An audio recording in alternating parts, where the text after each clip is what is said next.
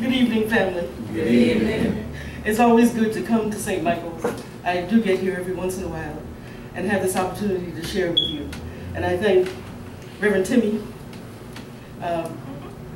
Reverend Mitchell. Reverend Timmy, that's me. I call her LT. Well, it's true. I've known her for a long time. Amen.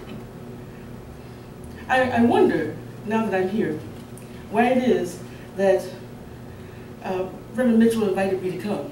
Because much of what I would have said to you, I've already heard. I listened to the elder speaking the truth that I think we need to keep in mind. And that truth is centered in this. There's only one power, one presence, one life, one source, one substance in this universe. The Almighty, omnipresent, I am. Yes. There was a time in the 8th century when the sitting pope at the time tried to get rid of all of the archangels and the angels in the church. Because at that particular point, he sensed that the people were praying to the angels. And they were thinking that the angels were the source of the power, when they are the representation of the divine power. They are the thoughts of God, as Reverend Mitchell said earlier this evening. They are the thoughts and the action of the divine presence. What is so important for us to understand is that we do recognize the one power, the one presence, the one life as the source of everything in the universe, as that which is our protector, that which is our supply, that which is our relief in difficult times. That's the most important thing for us to understand. And the angels and the archangels are sent forth by the divine presence. It is really the divine presence itself in action, in motion for us, through the angels and the archangels. Do you understand what I'm saying to you here? It's so important for us to get this, because we can step into that place that some call idolatry, that place of displacing the Almighty I Am, with the illusion that there are separate entities that have the power. But when we understand that Archangel Michael represents the protection of the divine presence that is always with us, always. Because the divine presence is omnipresent. Do you get what that really means? It means it is fully present everywhere it is. Fully present in me, fully present in each and every one of us, fully present in every subatomic particle, every atom, every molecule. Fully present as our sun and the moon, as all the planets, fully present as this vast and glorious universe in which we live. Do you realize that the Almighty One is the source and the substance of the galaxy in which we live, with 150 billion stars in it? And there are at least 350 billion galaxies, each one with 100 billion to a trillion stars in it. When we understand that the divine presence is fully present, I mean all of it, it's one and indivisible, fully present everywhere it is. And so when we speak of the angels, what we're really saying is that the one power and the one presence becomes whatever it is that we need when we call for help. All right. All right. It becomes or expresses itself as Archangel Michael, Archangel Uriel, Archangel Gabriel, Archangel Michael, and a host of others. It is really, we could think of the fact that the angels, the stories of the angels are told to us because in our human understanding, it's kind of difficult sometimes to grasp the magnificence and the mystery of omnipresence. And so the stories get told that there are these figures, these entities that come into being. When it may be true that it is that, but the essence of it is that the divine presence wants us to know it can become, in any moment, right where we are, anything that we need. All right. Yes. All right. Because there is nothing that is not made from That's right. the one power and the one Right. presence, All That's right. right. the one life That's and the right. one source. Yes. And so tonight, as we talk about the archangels, we talk about the power and the presence of the divine to show up for us Yes. as food when we are hungry, as the way out when we need to be free, Yeah. as healing for our earth suits when some glitch has come up in it, that can be the peace that restores us to peace. That in this very moment we could call forth, ask, and receive that which surrounds and contains the rushing, marching armies of ISIS, or whatever name you want to give them, of anyone who is on the march in violence, that we could call, if we just remember that the divine presence is everywhere Everywhere.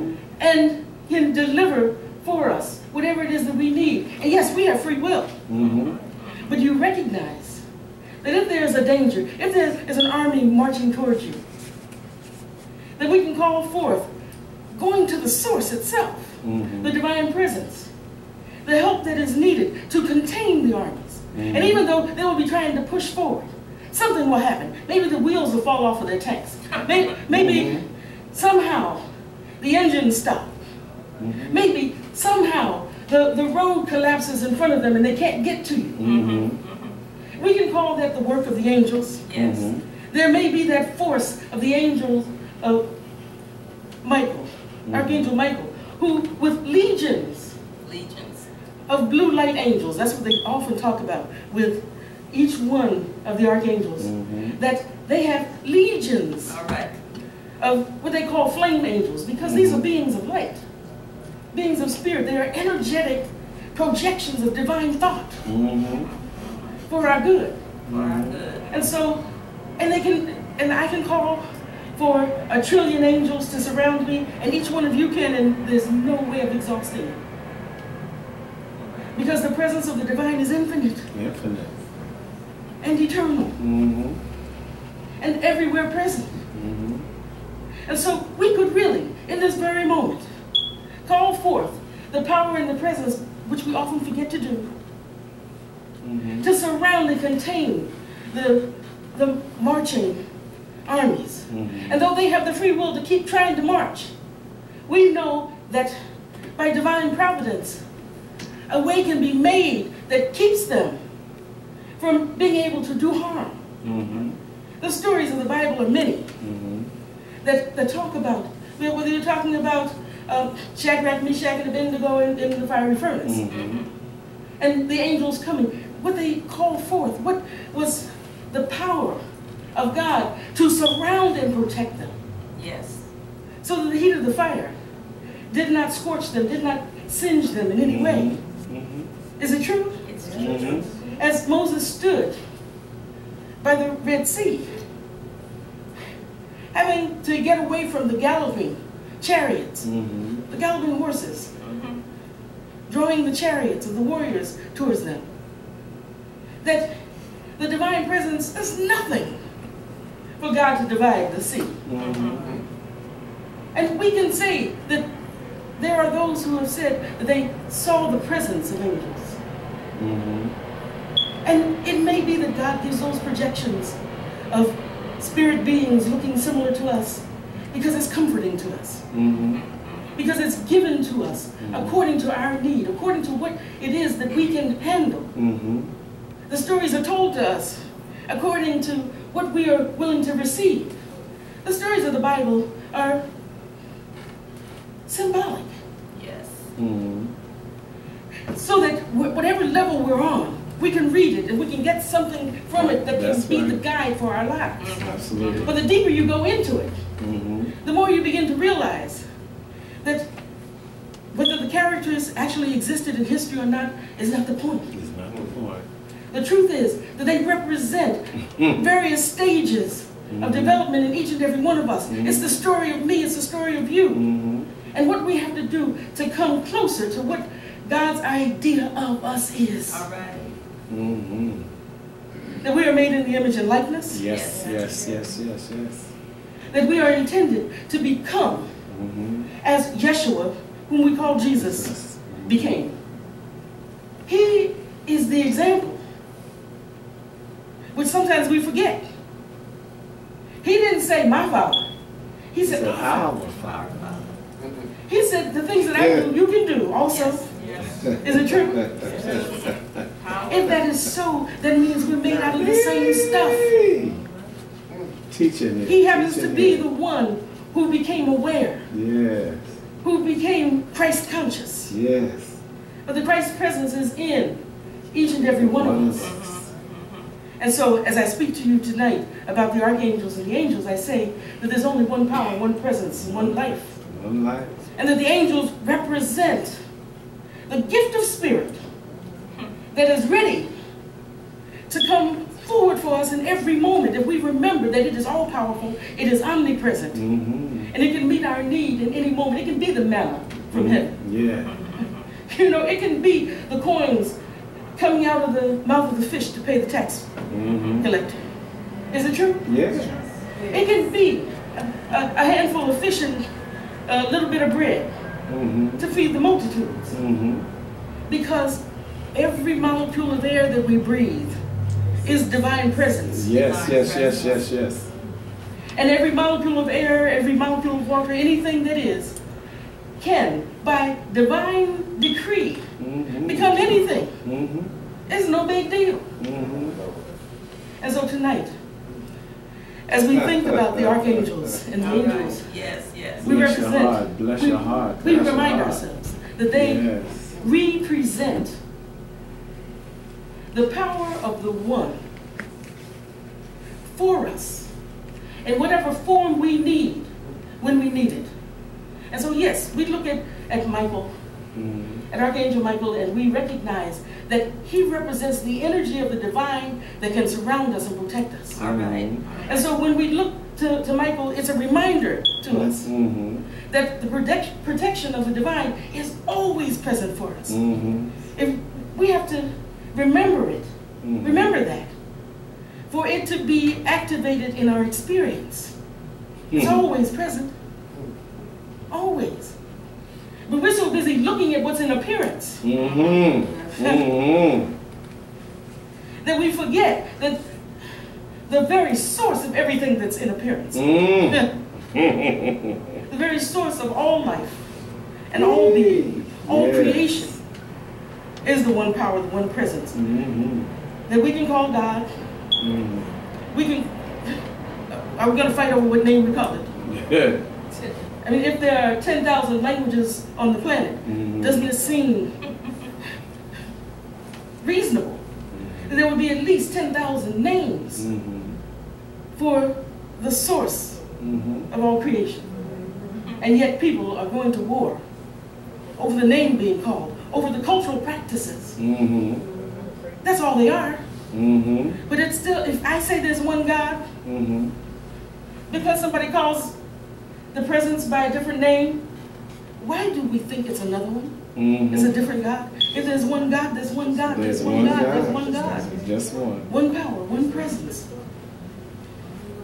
By whatever name we're calling it. Yes.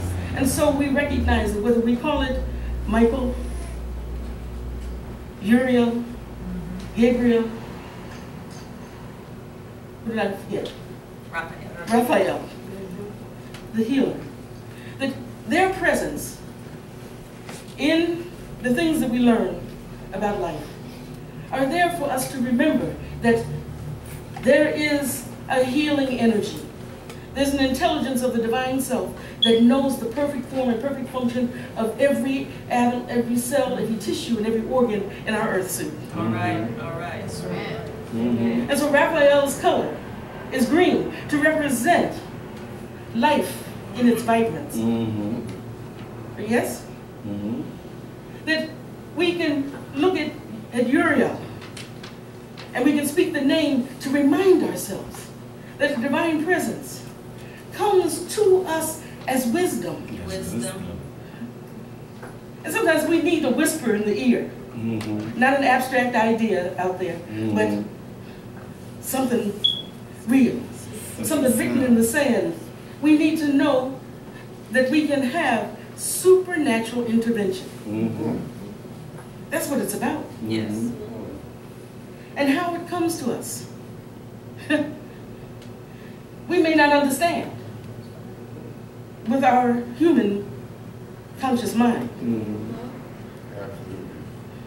But whether it comes through what we see as Michael, Uriel, Gabriel, Raphael, or any of the other archangels or angels, it is always the one power, the one presence, the one life at work for us.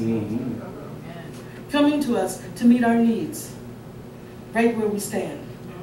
There is no situation where we cannot be covered. That's right. But we forget, because we get so caught up in the appearance of things, that we forget that there is a power that is greater than anything that is an appearance in this physical universe. Yes. That which has become created, thought up and created, and became of its own substance. The planet and the stars, the galaxies, the life forms throughout the entire universe can be anything. It is infinite. Is it true? Do you believe it? I believe it. So how do you work this? You remember that all things are possible because the one power, the one presence, the omnipresent I am, can make of itself anything. It can open doors that no human can close doors that no human can open. As it says in Revelation 3. It can do all things. I can do all things through Christ who strengthens me, which is the Christ-like, the divine intelligence, the one power.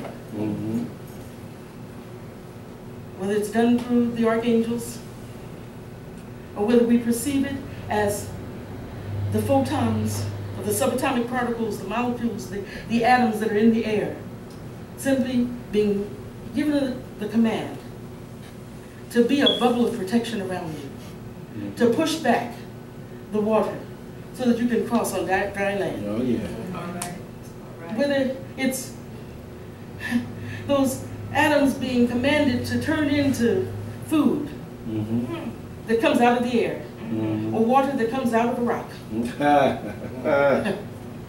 It's still just the one power, just the one presence, just the one life. Yeah. Keep it straight. Amen.